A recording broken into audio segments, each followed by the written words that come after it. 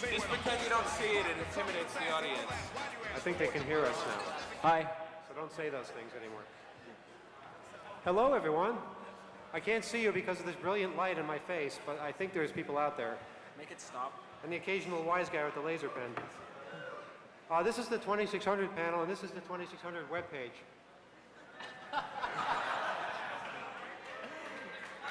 Perhaps somebody would care to explain. The new issue of 2600 is out, and for some reason, people are confusing it with another magazine. I don't know why. And this one is out, and it's free, so if you're kind of cautious, you've never heard of us before, and you don't want to buy something, just take this. They're free, and it's got a cool picture of this building on the front. We're all here, we're all affiliated with the magazine in some way or another. So I'm going to let people introduce themselves and say just who they are. Oh, I'm Emmanuel, and I'm the editor and one of the co-founders. And we'll start over there on the left and go around. Girls first, huh? I'm Pam. Lots of you have seen mail from me. I've done a lot of stuff for this conference, and I'm really, really tired. I didn't want to go first. This conference would not exist without Pam.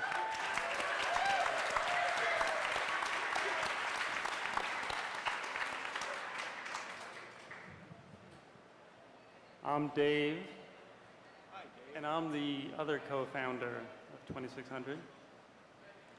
I should point out that Dave was the one who came up with the name 2600, which I hated.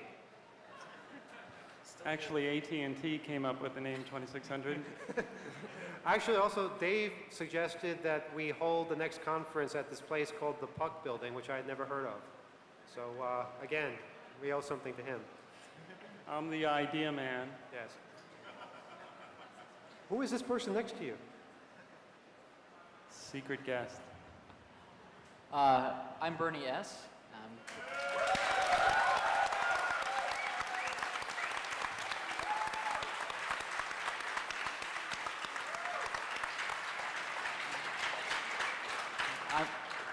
I'm shocked. No, actually, I wish to thank the United States Office of Probation for allowing me to come here this evening. And I guess my association with 2600 goes back, what, about 10 years, I guess. And I'm overwhelmed.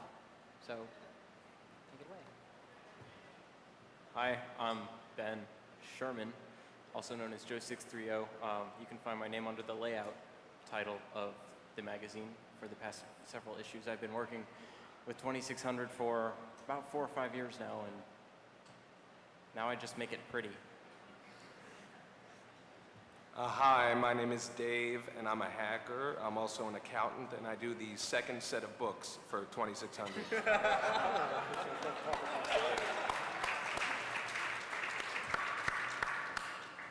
I'm Kira Toy. I manage the website and all of the front covers, color correction, photo compositing, that kind of stuff.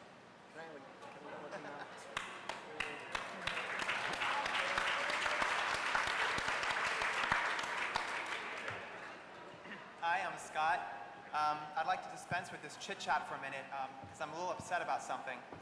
Now, 8 months ago, I did a really good hack. I hid a secret message in a book published by a major publishing company in New York City. And none of you have found it. And I'm a little upset because this was a long time in the making. It's there, it's on the shelf. It's a bona fide secret message. If the publisher ever found out, they'd be sued. I'd probably be incarcerated. What's going on here? Who here has time to read books? If I told you the book, you know, you'd all run out and find it. It's about computers. It's fiction, and it's unmistakable. Tell them the publisher. Tell them the font. If I tell the publisher, I don't know. No comment. Anyway, on to Mark. Hi. Before I spill my soda, I'm Mark. I'm also known as Fiber Optic for reasons I can't really remember. Yay! I, 8 months ago, I did a really good hack. I hid a secret message in a book published by a major publishing company in New York City. And none of you have found it.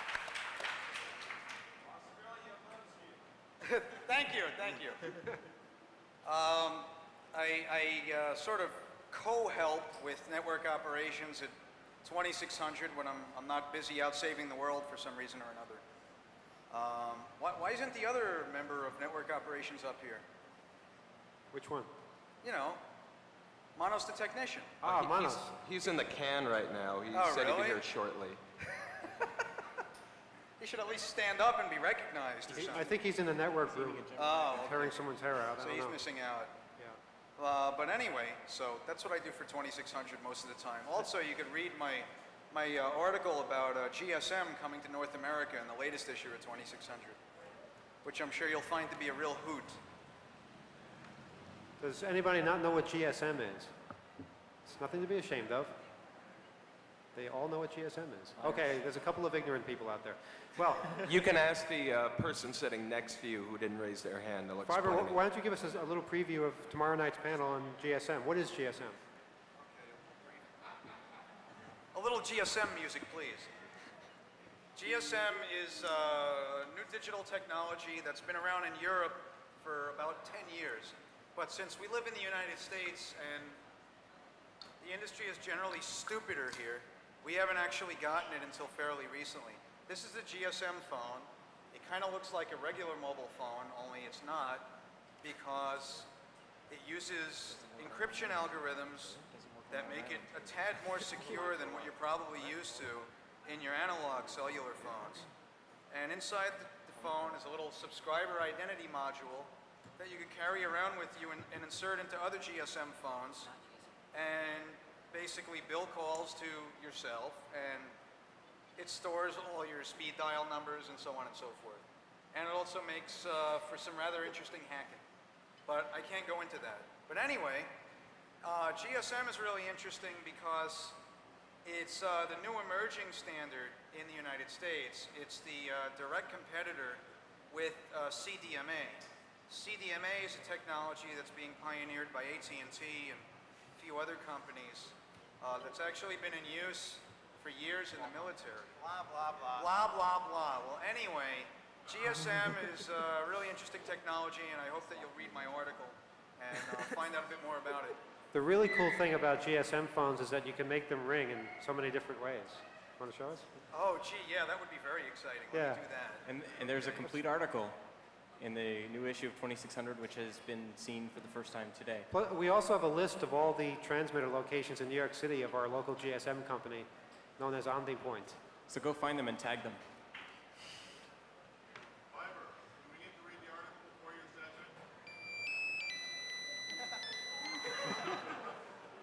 Well, that was really exciting. No, you don't need to read the article before my session.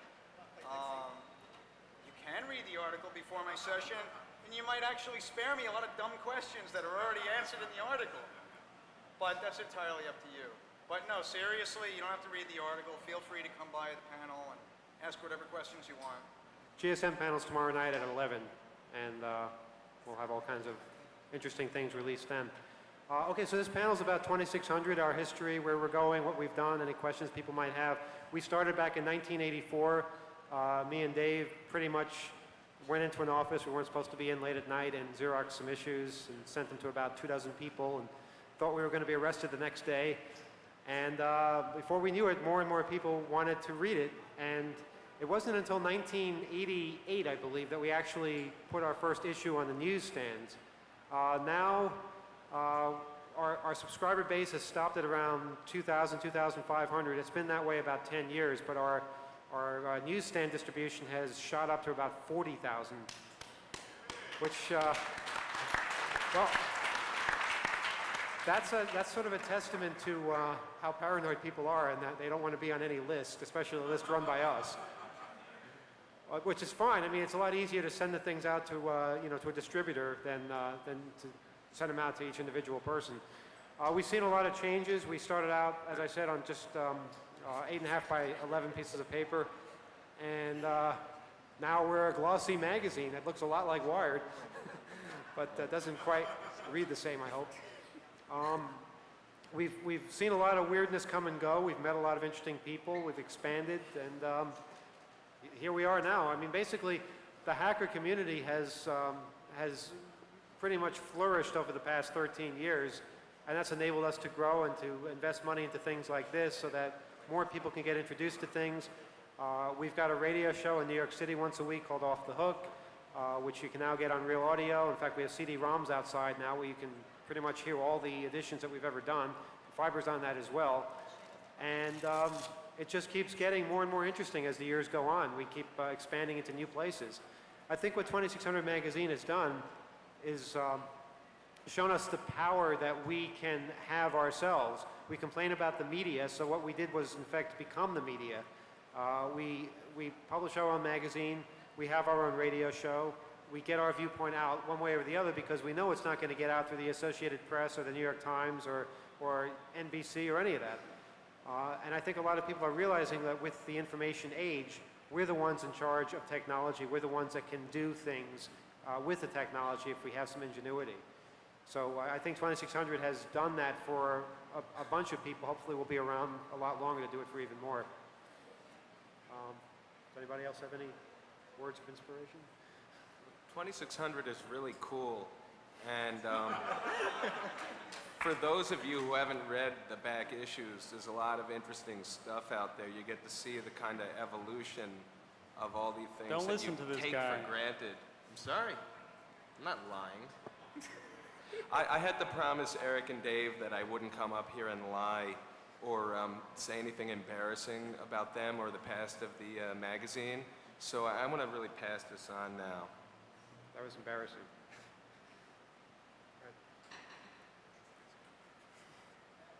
2600's been a very important part of my life.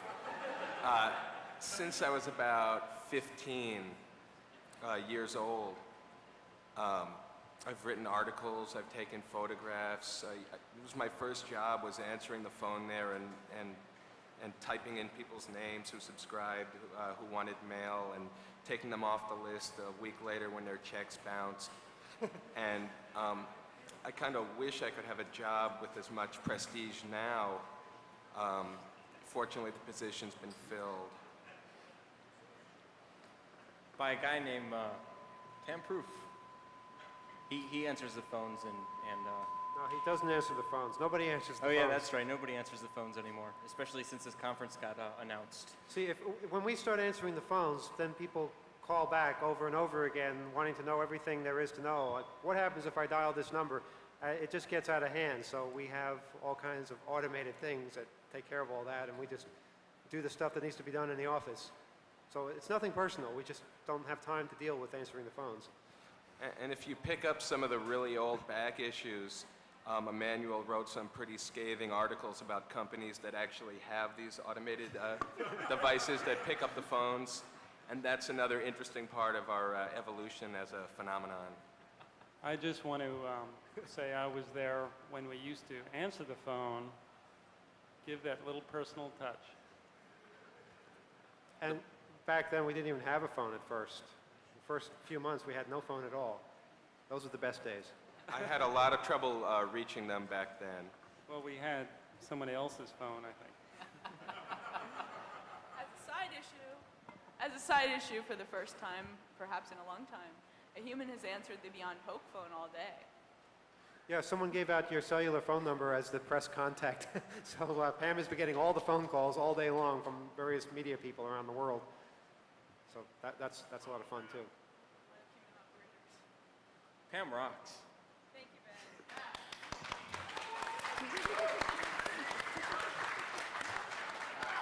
Even though we don't answer the phone personally, maybe, Emmanuel, you'd like to mention the Voice BBS and other audio text resources you've provided readers?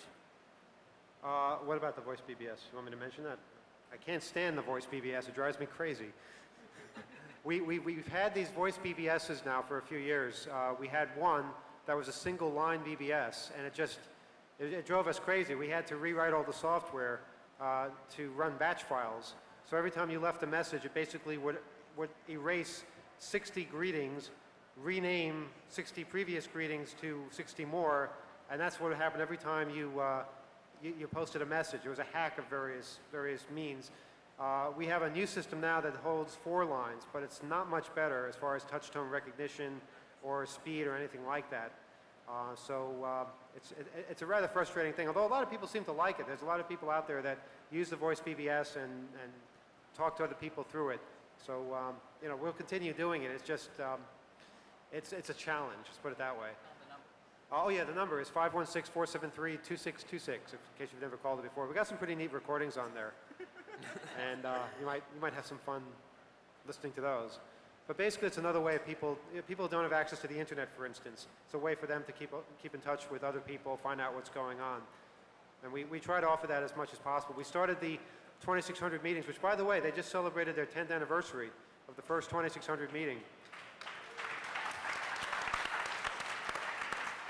which were actually inspired by the TAP meetings, which used to take place every Friday here in New York City.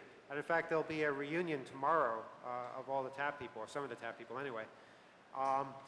It's interesting, we started in New York City at Citicorp, and we expanded to San Francisco, Washington, D.C., and then the Secret Service raid of the Washington, D.C. meeting happened, and after that, we had 100 new cities, because everybody wanted to challenge that kind of nonsense. So I think that's very much in the spirit of hacking. When something bad happens to us, we just come back with even more strength.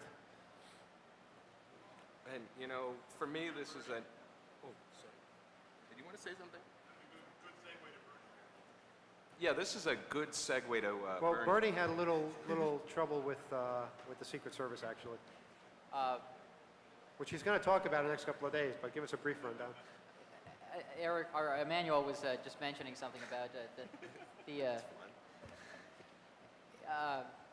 situation where the Washington, D.C. meeting was broken up by the Secret Service, somewhat covertly, but the cover was pretty easily blown. And then the number of 2,600 meetings across the country multiplied several times. Something similar happened to me. I was demonized by the Secret Service in a fairly well-publicized case, thanks to 2600. And their primary beef with me was that I had in my personal files information about the Secret Service, code names used by agents, and code names used for various presidents, vice presidents, their wives, that sort of thing. Radio frequencies the Secret Service used in protecting the president and in their day-to-day operations, tracking down counterfeiters and computer hackers, that sort of thing. I had all this information which was publicly available but not well publicized. And Secret Service agents repeatedly painted me as a threat to the community because I had this information in my files. And as a result of their pretty empty claims, the same information that I had privately in my files was, well, published all over the world on the internet and in 2600 magazine. And so it just goes to show that, you know, if you try to squelch information, at least when it has to do with the hacking community, it's not going to get any better. it's going to mushroom even more. So I don't know if they learned a lesson from that or not, but maybe we'll find out. Wasn't the real reason that the Secret Service was mad at you is you had a picture of an agent picking his nose? Well, Can we go to that? I think is Can what- we go to that picture? We have it on our website. Yeah, actually, I would bring love that to up. see that. It's under contents. I think if you go there into the Secret Service section. No, About that's not 4 it. years ago, I got a call from a friend who had a visit from two gentlemen who just identified themselves as businessmen. Scroll down. But these two businessmen acted the rather watch. suspicious. So he got their license plate number and checked it out through various resources and found out that the vehicle was registered to the federal government. They stopped back at his office a couple of weeks later, and he was ready for them with with a video camera in his office.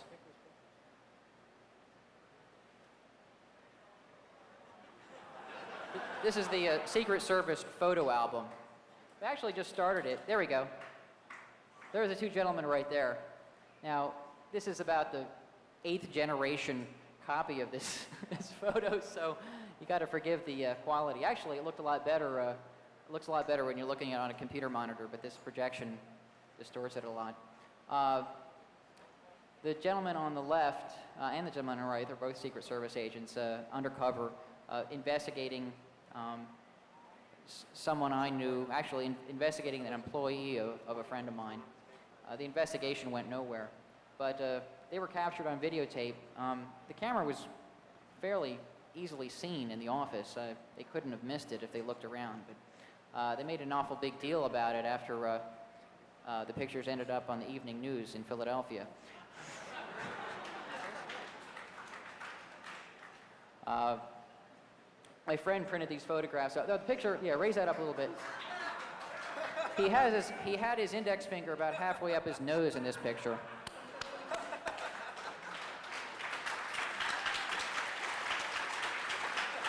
And I think that's what really pissed them off. They were so pissed. So I got these photos printed off my off my friend's 8mm tape recorder, video tape recorder. We're all dead, you know that. We're all dead. And I took the pictures to a 2600 meeting in Philadelphia where I lived, and showed them around because this was the raid on the or the breakup of the Washington D.C. meeting at the Pentagon Mall was still on everybody's minds, and we were concerned that the same thing might happen in Philadelphia. So we passed the pictures around, having a good idea these were. Oh, I never saw that one in color before. That looks good. The Tom Varney. The gentleman on the right is Special Agent Thomas L. Varney. That rat bastard. Of the United States Secret Service Philadelphia office. That guy, I have never seen anybody lie so much in front of a federal judge as this guy, who was describing how much of a threat Bernie S. was to society because he had dental putty in his garage. No, it wasn't. Which looked like it might have been C4 or something. No, it wasn't. They didn't say that I had dental putty in my garage. They said that, well, this was at my, at two different court dates, the Secret Service, Mr. Varney stated to the judge in open court that Mr. Cummings had a material in his home that we believed to be C4 plastic explosives. Upon analysis, this is him paraphrasing him again, upon analysis it turned out not to be C4, but the fact that it might have been concerns us greatly. That's a quote. And that is one of, like, you know, about a dozen similar types of statements he'd made that just really made no sense, but the judges just seemed to let this stuff fly by. It was really amazing. So anyway, back to the story of the photos. I took them to a 2600 meeting in Philadelphia and passed them around and taped them up on the wall there under stairwell number 7, where we meet. And the Fox television affiliate showed up at that meeting, and they were not invited. Just the previous week, there was an article in the Philadelphia City paper about the meetings that were going on, and I guess they decided to cover it, and cover it they did. They interviewed several people. I kind of declined to be on camera, but I did point out. In fact, if you look on one of those pictures, if you go back, these photographs were. I'll tell you how these photographs ended up on the webpage. After I tell you how they ended up on television. Fox 29 showed up and they interviewed several members of the, or several attendees at the meeting. And they asked, well, what are these photos on the wall? And I said, well, we believe these are undercover Secret Service agents. And we're trying to keep tabs on them because they're obviously keeping tabs on us. And Fox 29 News thought that was just great. Well, 29 is the channel in Philadelphia Fox is on. So they videotaped that, and then a couple nights later ended up on the evening news, prime time. And this is actually, these pictures were actually taped off the air on a VCR, and that tape went through a couple generations of duplicating, and one of them ended up at the 2600 office sometime later after I was imprisoned, and that was cleaned up. Actually, it was what was the Scott? You can probably describe the technical details that went into getting these pictures off the air and onto the web page. I'd rather not. He wouldn't. It would Okay. Well, embarrass us. it was a traumatic experience for Scott. He explained it to me while I was incarcerated over the phone, but they were digitized and cleaned up and ended up being published in 2600 magazine. But back to what was I going to say about what was it? I lost my train of thought. What was I saying a minute ago?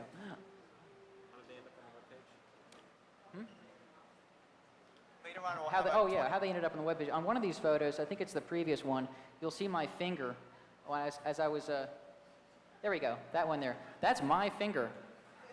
Now, wouldn't surprise me the Secret Service went to the trouble of, trying to enhance that finger to prove that it was my fingerprint. But I don't think the quality was good enough for them to do that. I was explaining to the Fox News crew, what these photos were, and I was saying that this is a picture of the two Secret Service agents walking into an office of an associate of mine, and this is the two agents looking around and asking questions, and the third picture is a Secret Service agent picking his nose. And so that's a story of the finger in the picture, and that ended up, obviously being on the web page and in 2600. So the bottom line is the Secret Service doesn't like it when their cover is blown, and I guess that whole secrecy thing is really important to them. But when they start, acting unreasonably and really violating people's rights insofar as their freedom to assemble, that sort of thing, then we think turnabout is fair play. Have there been any other incidents of people being harassed at 2600 meetings in other towns? Well, yeah, it happens all over the place. Not necessarily by the Secret Service, but lots of times by ignorant security guards. But the Secret Service, I think, is what we really have to worry about insofar as what happened to Bernie. I mean, it wasn't about red box tones or instructions on how to use a red box or possession of technology. It was about them being pissed off. It was about them being pissed off at being embarrassed like this. And it's widely felt that, and I believe the Secret Service once said, Bernie, off the Yes. record, they said something to that effect, that they Yeah, were, this was not a. This what was was the not, exact quote? Right, there was a quote that was not publicly. These were not public words. The main federal prosecutor, the chief federal prosecutor in my case, had worked closely with my attorney, the second attorney in my case. The first attorney I had in my case was pretty incompetent, so I fired him. But the second attorney I got was a pretty competent guy, and he's a former federal prosecutor himself, Kenneth Trujillo. He worked as a federal prosecutor for, I think, 4 or 5 years with my prosecutor. And then, as he said, saw the light and became a defense attorney. I think the money was better, too. But anyway, he's probably driving around in a new Mercedes with what he billed me. But anyway, this prosecutor, Ann Chain is her name, she confided in my attorney, who then passed this information on to me, that, quote, the real reason Ed is in jail is not because of this electronic stuff, but because of the Secret Service photographs, frequencies, and other information he had in his files. Now, when she was asked about this by reporter Rob Bernstein for Internet Underground magazine, she completely denied it. It doesn't surprise me that she's going to just say, oh yeah, really, that's what all this was about. The Secret, I'm sort of encroaching on a topic of another panel, but the Secret Service also stated to the individual who took these pictures, this is after I was incarcerated, that, quote, nobody fucks with the Secret Service without us fucking with them, and with 2,000 agents, we've got the biggest gang in town. Now, if that's not a kind of a biased viewpoint, I don't know what is. And I have this on good authority. The person who told me this is not the kind of person who would make this up. So we've got 2 quotes from the federal prosecutor and the Secret Service that pretty much explain what my case was about. And you know, they did as much as admit in writing in my pre-sentence investigation report that, quote, there were no victims in the offense. But it doesn't matter if there are any victims now. There's some new federal laws that basically make it a felony to possess hardware or software that could be misused. And it's pretty broad. And I'll go into that in another panel this weekend. But Yeah, we have a panel Sunday afternoon that's dealing with scary legislation and how you can be prosecuted for living your normal daily life.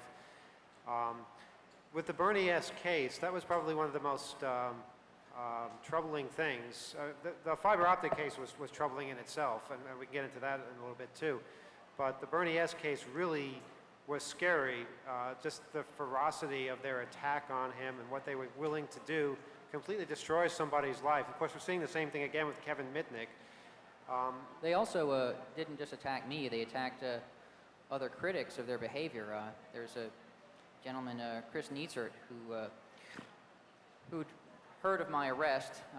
He knew of me from the 2600 meetings in Philadelphia, and he posted you know, a message on a Usenet news group, I forget which one, that was somewhat critical. It wasn't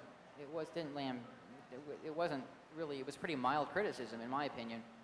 But the gentleman who was following Thomas Varney in that one photo, the color photograph, his name is Detective John Morris, with the gentleman right there on the left. Fat guy. Yeah. He's a narcotics investigator with the Haverford Township, that's in southeastern Pennsylvania, in Delaware County. He's a narcotics investigator. He actually thought that quartz crystals I was selling to somebody were narcotics. But Mr. Varney steered him straight on that little misconception.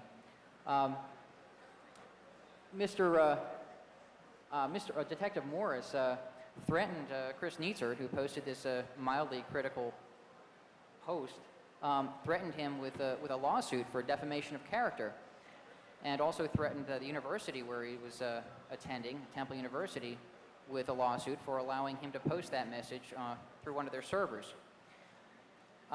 Didn't the Secret Service also openly criticize 2600 meetings, 2600 magazine in one of these court dates? Yeah, well, the thing is, at one of Bernie's sentencing hearings, Tom Varney, and this is available, I believe, from the government. You can buy a copy of this. But one of the things that Tom Varney was saying was reason to lock Bernie S. up for even longer was the fact that all of these people are making phone calls and criticizing what the Secret Service is doing. Somebody sent mail to the First Lady. Like, you know, yeah. So what does that have to do with anything? They, you know, apparently because somebody sent mail to Hillary Clinton, that means that Bernie S. is a threat to society. I mean, maybe in their view of how the internet works, that's true. That was a stretch of logic that they were using. And then he went on to say his supporters have taken it upon themselves to, and that's when the judge cut him off and said, this has nothing to do with the case, but I'm going to sentence him to a lot of jail time anyway. So yeah, it was amazing watching this because a bunch of us went down to Pennsylvania and witnessed just what they did to him.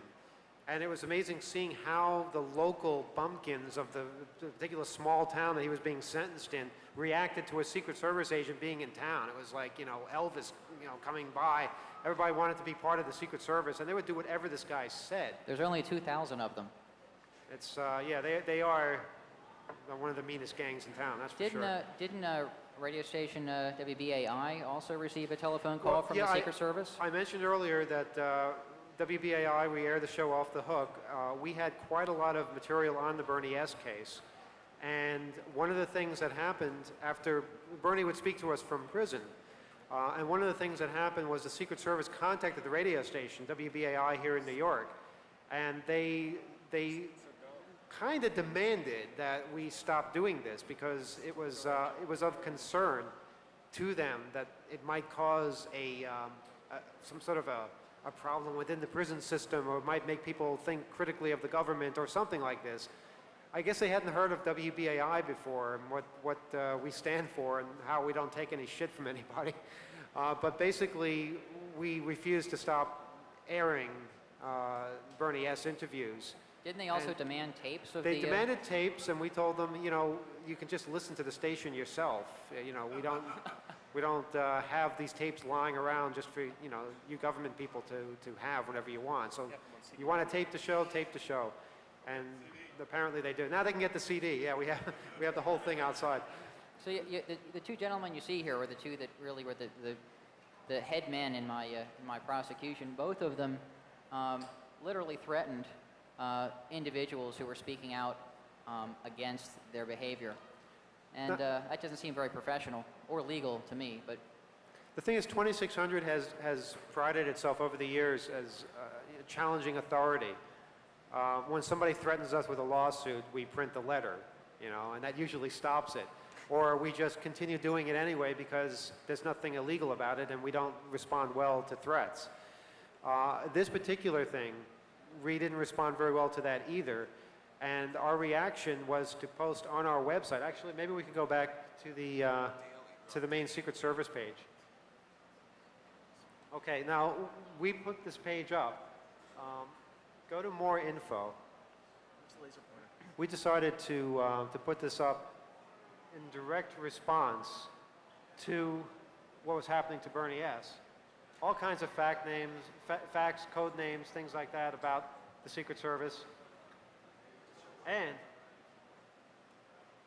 one of the things we have here is a complete listing of Secret Service frequencies, a complete listing of Secret Service code names. Go to some code names. That's kind of some humorous ones there. Now, it's And interesting. what we said to them, or to the world in general, was you were all upset at one person having this, and you prosecuted him for having this information, which is completely legal. And as a direct result of your paranoia and your willingness to ruin someone's life for having this legally obtainable information, now millions of people around the world have access to it. And it was a demonstration of the power of the web, but it was also kind of scary because we didn't know what they would do next. Now here's the funny thing. When contacted about this by the press, the Secret Service said, there's nothing wrong with that. It's perfectly legal information. Which was like directly opposite of what Agent Barney repeatedly said in court. So, you know, they talk out of both sides of their mouths and say whatever is convenient at that time. This information changes from time to time. A lot of these you'll see is old, like, you know, expired presidents and that sort of thing.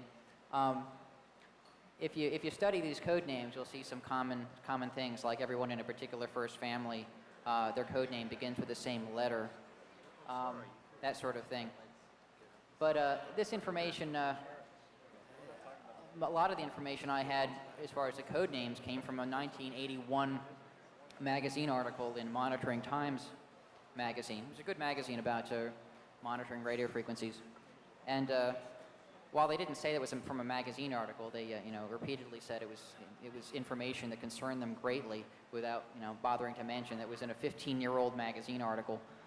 But you know, they're I would have to say, and I think Fiber can probably attest to this too, that the federal government is really, when it comes to prosecuting criminal cases, FBI, Secret Service, and prosecutors are really masters at twisting information around and making it sound much more serious than it is.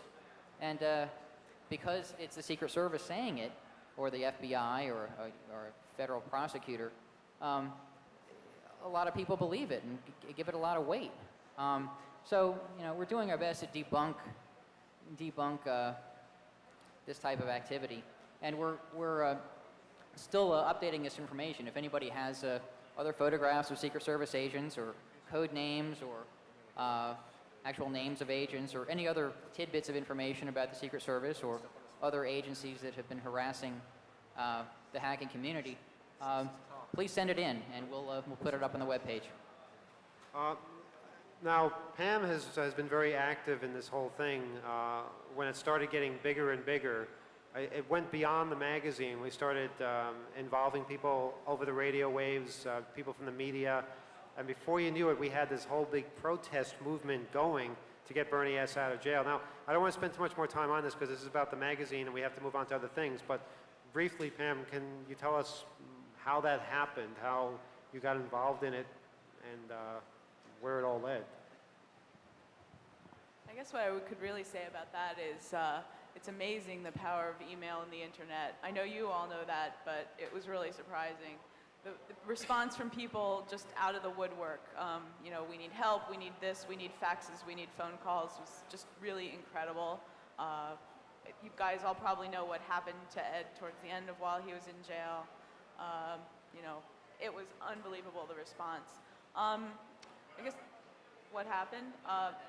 Well, on Sunday, we'll have the prisoner panel. We'll get into full details. We'll but go into that in basically, details, but basically, yeah, between the radio show and the magazine and the Voice BBS, we just had everybody, probably a lot of you who are here actually, just really came out and helped. And that's the power of something like 2600. You can use it as an organizational tool to get help for people.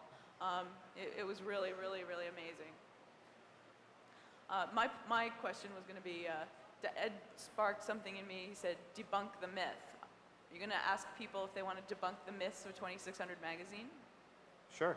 What myths are there about 2600? We'll debunk them.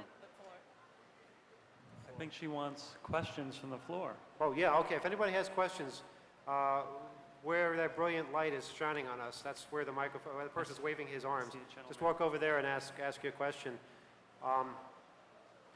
And while people are stumbling over themselves to get there, Fiber also went to prison a couple of years ago. I don't want to forget about what happened to him, because that was also another living hell and a complete waste of time.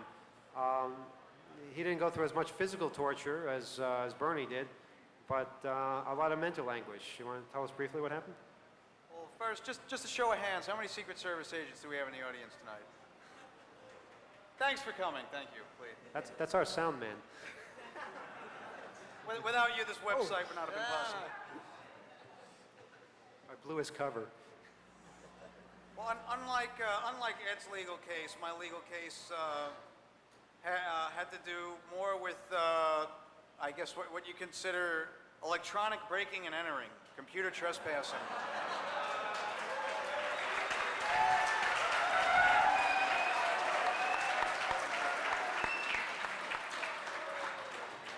We send that to Netscape. That really shouldn't have happened.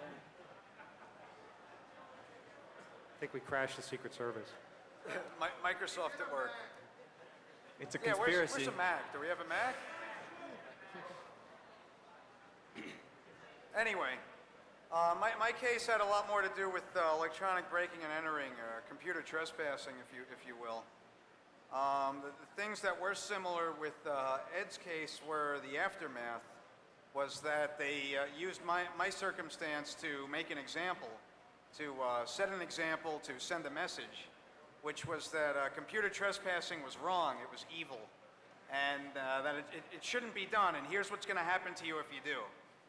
Well, the ironic thing is that I make a living right now doing computer trespassing, only I have permission from the people that I'm doing it for. And so I'm kind of confused as to what the Secret Service and the FBI and the judge's message was, because if the message was if you get caught hacking, then you can make a living doing it, then I guess they were right. But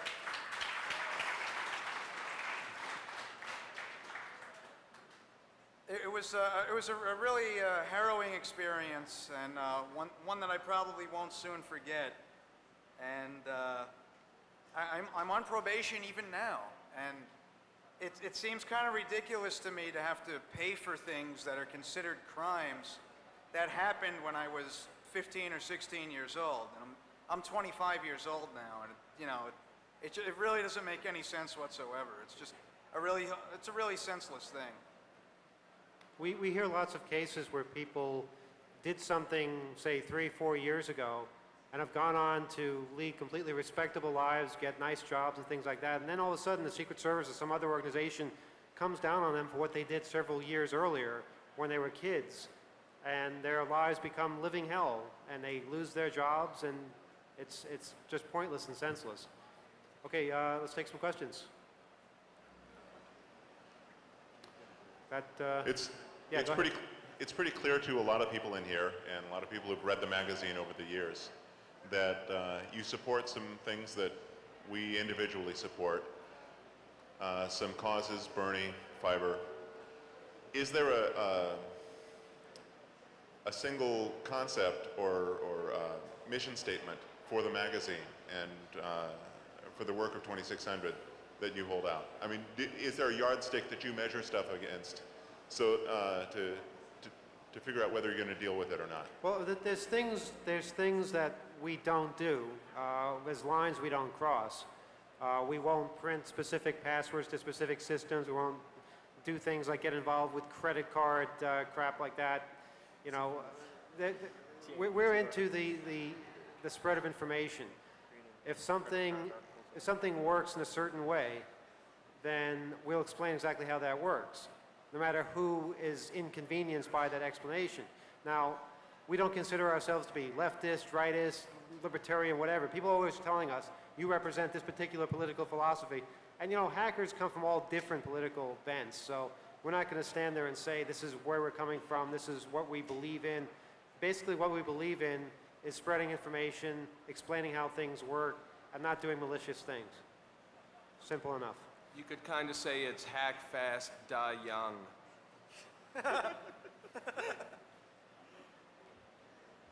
Go ahead. Hi, I recently moved. I almost did.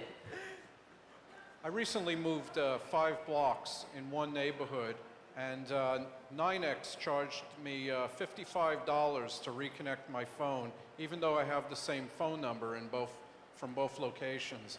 And I'm just wondering if there's any way to fight this, because what did they really charge me to do? To flip a switch electronically on a computer, $55? It's an expensive switch. That's Yeah, they do this a lot. That's quite a lot, and it's not even a new telephone number, and I'm an old customer. You would think they would want to keep an old customer. Also, Time Warner Cable charged me $40 to connect the cable to my VCR, even though they said that what they would have to do is run up a pole and, you know, turn a switch or something, and the guy who came over and did the wiring said he didn't have to switch a thing. So how can one fight these ridiculous charges?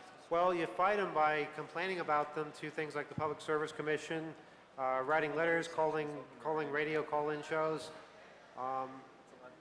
just telling more people about it. I mean, that's how the touch-tone fee got wiped out, because a lot of people complain about it. You still have crap like gold numbers. You know, you get a special number and you have to pay a monthly maintenance fee every month to keep the number. You know, maintenance for what? There's no maintenance. Why do you pay to keep your number out of the phone book? You know, what the hell's up with that? The phone company gets away with it because they can. And if people start complaining about it, then it'll stop. But people have to start complaining. That's, you know, we found that to be true.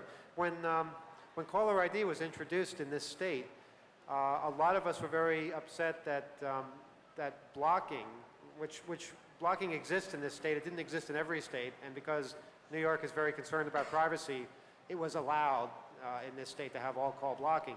But we were concerned that *67 was the code both to block and to unblock. It was like a toggle switch. Well, what if you're at someone's house and you don't know what they have it set to? How do you know if you're blocking or unblocking? You know, what if you forget? What if you don't know which one you have? So after a while, they introduced *82 to unblock. *67 blocks, *82 unblocks. Yeah, it's confusing as hell. And other things like that. NYNEX has responded. We complained about the stupid yellow phones all over the city that didn't do anything, and they got rid of them finally.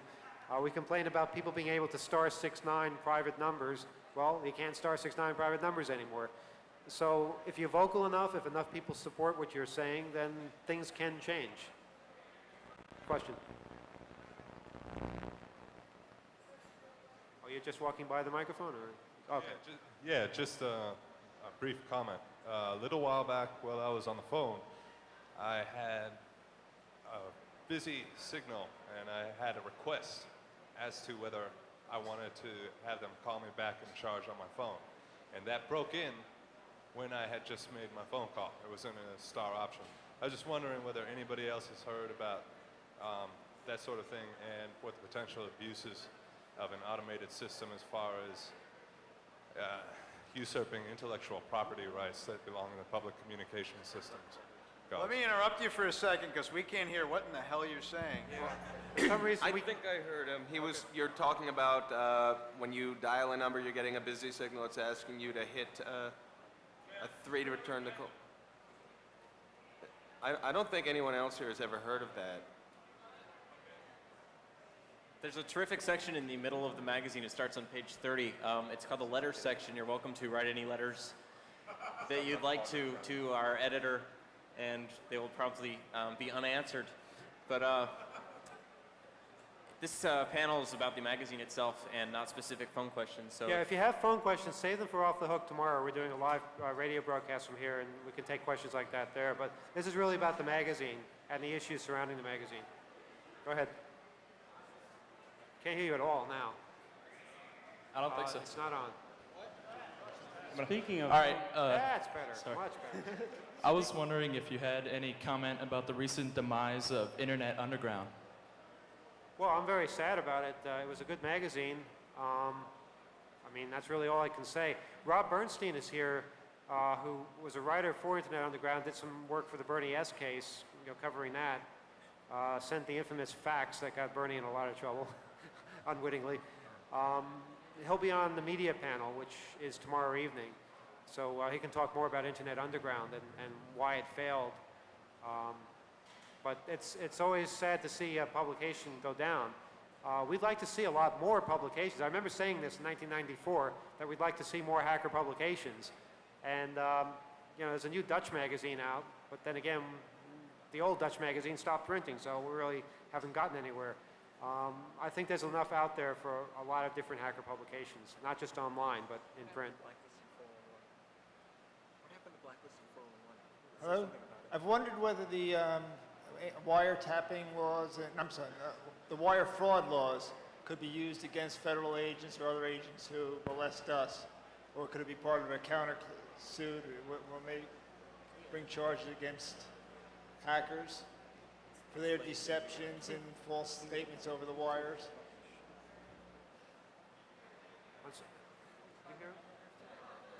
I'm Again, not sure we're having a lot of trouble hearing you. We had trouble hearing you, but what I think you said was, can we use these wire fraud statutes, turn the tables, and use them against the feds? Unfortunately not. I think probably Fiber noticed this also.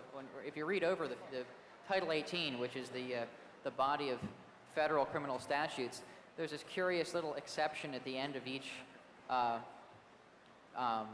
statute that says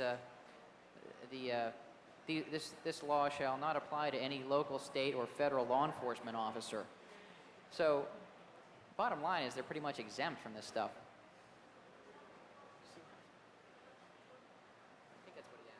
I just wanted to make a comment actually about the magazine, and you were talking about how you don't publish specific passwords to specific systems and so on and so forth. But in years past, and what I'm thinking about in reference when I'm making this question is an issue back in 1991 where you published a list of out dials to the internet back then, and you published the specific systems that they were part of, and you published obviously the full phone number and everything else. And I've noticed that over the years, that kind of specific information seems to be found less and less. You have general overviews. If there's a whole system of a way to break into something, you will go into that. But like you said, you don't usually publish specific information, but I noticed that in the past you used to, and I was wondering whether or not, as you became a larger publication, you felt that you were more open to attack legally or criminally, civilly or criminally from these organizations, and that's why you stopped. Well, there's a couple reasons that we stopped. In 1991, when we published that, the circulation of the magazine was around 7,000. Now it's around 40,000. We published that, and the day that the subscribers get their issue in the mail, it no longer works. We don't publish irrelevant information, and in the day that somebody gets it and starts abusing it is the day that it stops working. Well, actually, just as an aside, some of those numbers were working into 1993. Well, that was 4 years ago. We don't have a problem printing things like that. It's not accessing a system so much as getting a way to make a local call. It's meant for people to use. It's just not meant for so many people to use. So personally, I don't consider that the same thing as breaking into a particular system. To me, that seems to be a way to access the network in an alternative manner. I think I could draw an analogy here. About 10 or 15 years ago, we used to post calling cards and passwords on BBSs, but we don't do that anymore because there's a lot more people who can find them, and if we did post them, they'd go dead a lot quicker, so why post them? Because when we first called BBSs, there were maybe a couple of other dozen people in the entire Northeast that called BBSs. The only reason we called them was to get in touch with those people. So at the time when 2600 printed these things, it was because it was a lot harder for people to gain access to the information in general. Today, it's a lot easier. You could call up a friend of yours down the street, and he might be able to give you a password to something. You don't really need a magazine to tell you what a password is or what a dial-up is. You know, it also brings an interesting point to my mind, which is the kind of whole phenomenon of 2600, how both Manuel and Dave over here were talking about sneaking into a print shop and photocopying, 12 pages of a magazine once a month that went out to a dozen or so of their friends, to there being this conference with, hundreds of people coming from all over the country, magazines, news stories, radio shows. And I think that part of the spirit of 2600 is something that I'd like to hear more about on this panel. I wish, I go blank when I'm talking in front of 200 or 300 of my closest friends, and I can't think of, the kind of stories and things that have gone on, but I'm curious, whether people have questions, whether there are other people out there who have their own ideas about starting a magazine or working on a project that can, reach and touch so many people. I mean, most of the people in here wouldn't have access to this kind of hacking information if it wasn't for a lot of hard work and a lot of good luck on the parts of the people who have been responsible for the magazine for, if it started in 1984, that's, going on 14 years now, which is just, an amazing thing in itself. I wouldn't mind if Dave could, tell people something about what it was like back then, unless people are getting tired like me, and kind of hit the real flavor of 2600 more than some of the legal battles it was advocating for.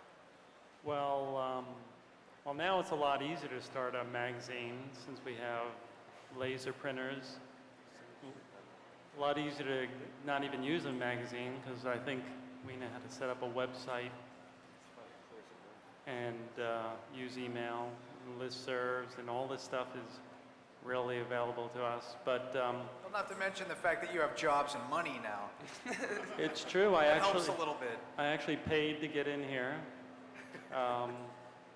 instead of sneaking in the back door. Who didn't pay to get in here? You see,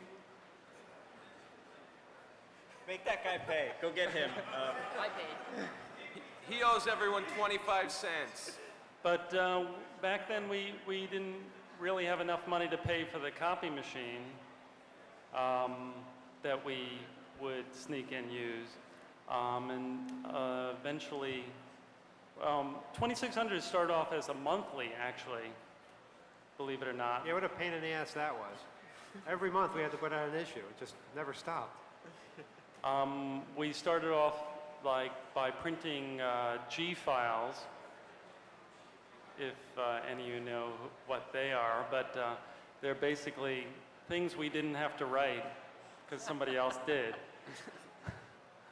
We have those issues here, all for sale, or you can come by and look at them. They're in the merchandise room on the back table. We've got every issue since 1984 when it first started, and you can see the evolution right there from going from an 8.5 by 11 piece of Xerox paper to what do we have now. We've got this 4-color process, glossy color, beautiful You piece see, of... what you have to understand is this was never supposed to happen. We just were doing this as a hobby, and we just thought it was fun. And then more people got involved, and we had to make it better. And then we And- had to make it bigger, and then we had to just keep doing it as more of a serious thing. And look at us now. You know, we couldn't get out of this if we wanted to, which we don't. We're happy with it. After our first year, we set up an office. We actually built our own computer from a kit. Used that to do our.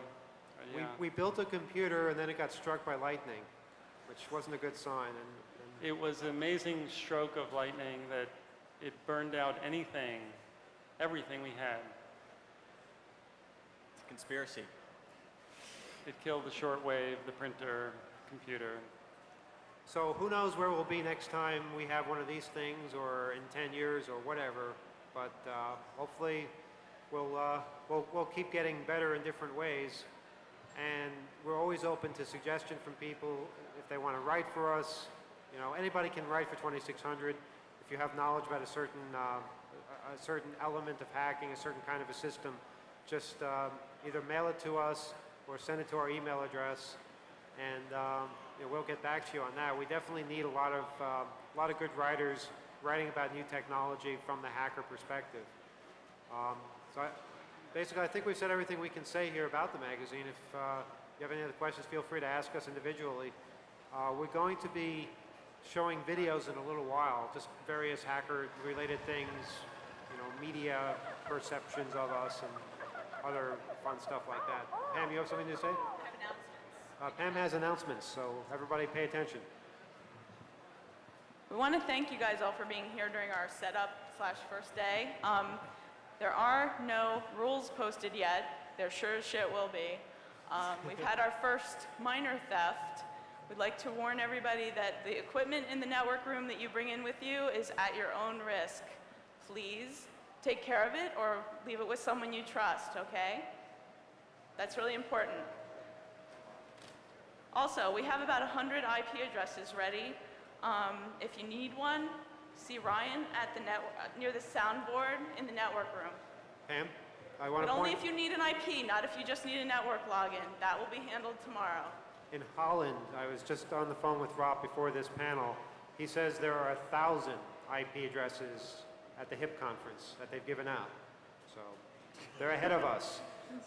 We have to move faster. Do you have anything else? Do we have Yeah, to it's keep already up- tomorrow there, so they're ahead of us. Are we really trying to keep up with them? We own them. No, we need Are to they sit trying to back. keep up with us? I don't think so. What about the hacking thing? We hacked them anyway. There's a party tonight in association with 2600, the Beyond Hope crew, at Coney Island High, which is up a little bit, St. Mark's Place, between 2nd and 3rd Avenue. There's going to be some bands, including Meal Ticket, Punk Ska from California, DJ Joker, quite possibly some other special guests. Not to mention 2-for-1 drinks before 10 p.m. Well, it's after 10 p.m. now, but specials after that. If you mention Beyond Hope, you get in for free. So that's just one of the many things going on. If you want to go to a really cool theater 2 blocks over, you'll see. Yeah, if you're over 70, you probably won't have a very You good have time. to draw the line someplace. I think it's 18 for non-drinkers and 21 for drink. I don't know, whatever the hell. Just, they don't usually ask too many questions. The There's details are on there's our a cool theater 2 website. blocks over. If you want to see some films, just walk over there. Plenty of things to do in the neighborhood. We'll be showing videos in a little while. Any other announcements? The age details are on the HopeNet website. Check it out in the network room before you go. Okay, thanks everybody.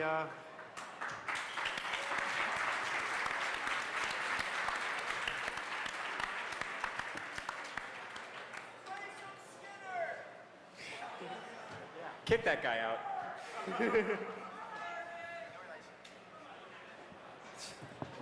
Lift your sack.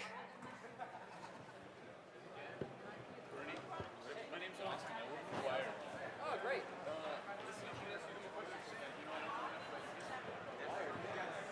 Can right now. He Oh, said he'd be really? here shortly.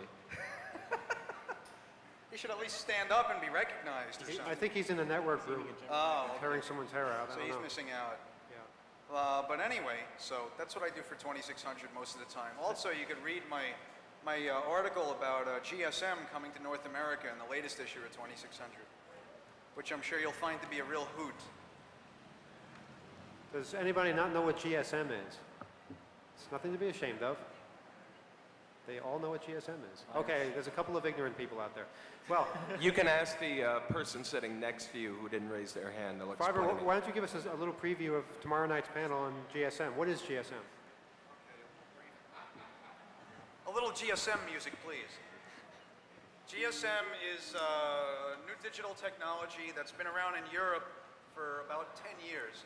But since we live in the United States and the industry is generally stupider here, we haven't actually gotten it until fairly recently. This is a GSM phone. It kind of looks like a regular mobile phone, only it's not, because it uses encryption algorithms that make it a tad more secure than what you're probably used to in your analog cellular phones. And inside the phone is a little subscriber identity module that you can carry around with you and insert into other GSM phones and basically bill calls to yourself, and it stores all your speed dial numbers and so on and so forth. And it also makes for some rather interesting hacking. But I can't go into that. But anyway, GSM is really interesting because it's the new emerging standard in the United States. It's the direct competitor with CDMA.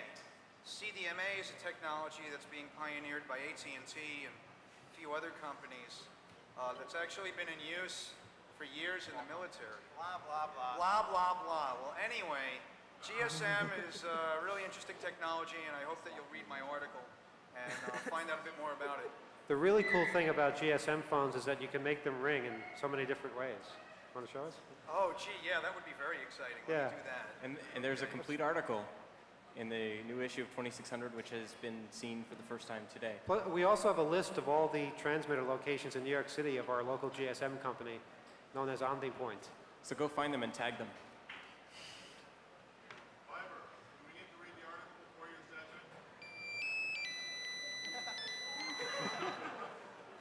Well, that was really exciting.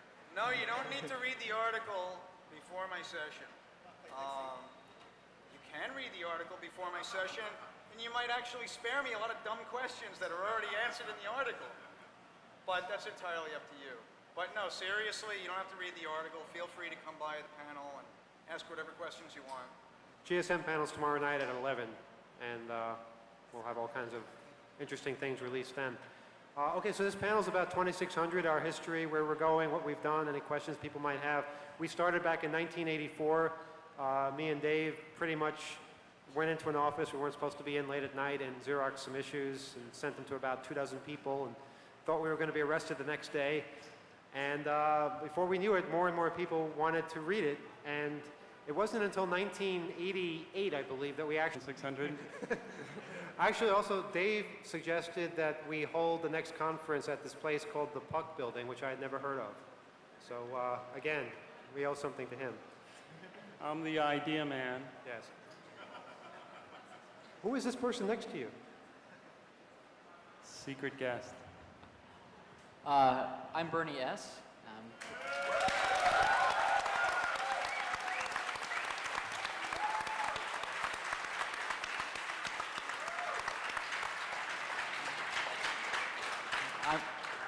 I'm shocked.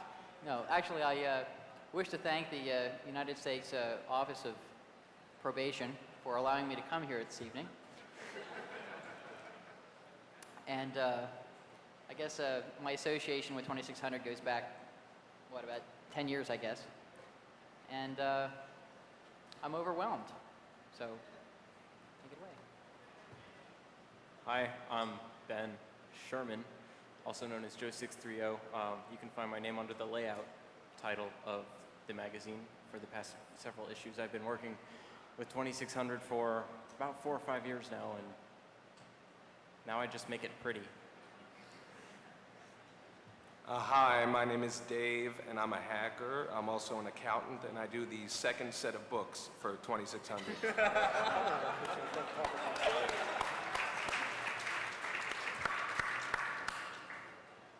I'm Kiritoy, manage the website and all of the front covers, color correction, photo compositing, that kind of stuff.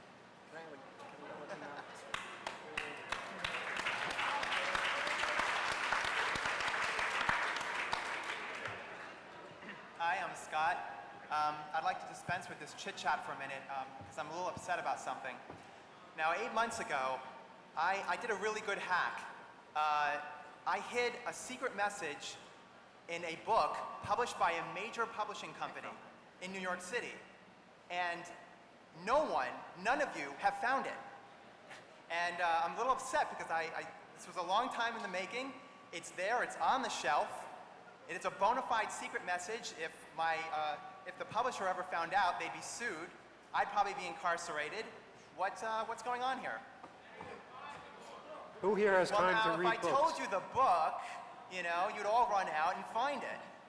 It's about computers. It's fiction, and it's unmistakable. Tell them the publisher. Tell them the font. If I tell the publisher, I don't know. No comment. Anyway, on to Mark. Hi. Before I spill my soda, I'm Mark. I'm also known as Fiber Optic for reasons I can't really remember. Yay!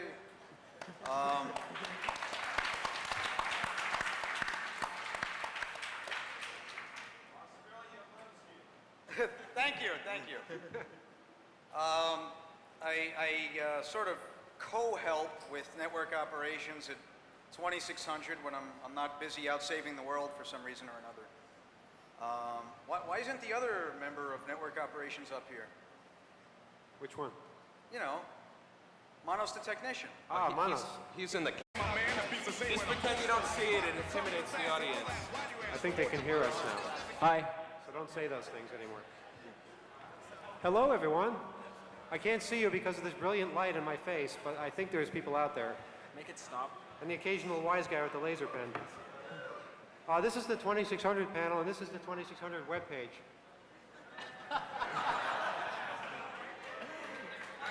Perhaps somebody would care to explain. The new issue of 2600 is out, and for some reason, people are confusing it with another magazine. I don't know why. And this one is out, and it's free, so if you're kind of cautious, you've never heard of us before, and you don't want to buy something, just take this. They're free, and it's got a cool picture of this building on the front. We're all here, we're all affiliated with the magazine in some way or another. So I'm going to let people introduce themselves and say just who they are. Oh, I'm Emmanuel, and I'm the editor and one of the co-founders. And we'll start over there on the left and go around. Girls first, huh? I'm Pam. Lots of you have seen mail from me. I've done a lot of stuff for this conference, and I'm really, really tired. I didn't want to go first. This conference would not exist without Pam.